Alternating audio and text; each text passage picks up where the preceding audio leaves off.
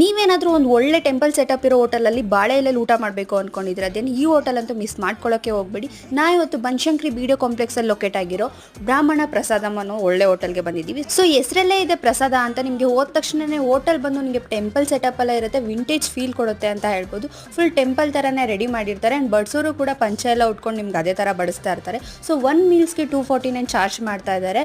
Extra ಒಂದು 6 rupees ಕೂಡ charge ಮಾಡೋದು ಒಂದು ಮಿಲ್ಕ್ ರಬಡಿಗೋಸ್ಕರ. ಆ್ಯಂಡ್ ಇಲ್ಲಿ ಎಲ್ಲ ಥರ ಐಟಮ್ಗಳನ್ನ ಬಡಿಸ್ತಾರೆ ನಿಮಗೆ. ಉಪ್ಪು ಉಪ್ಪಿನಕಾಯಿ, ಪಾಯಸ, ಕಜ್ಜಾಯ, ಅನ್ನ, ಸಾಂಬಾರು, ಚಿತ್ರಾನ್ನ, ರೊಟ್ಟಿ ಅಂತ ತುಂಬ ಐಟಮ್ಗಳಿರುತ್ತೆ.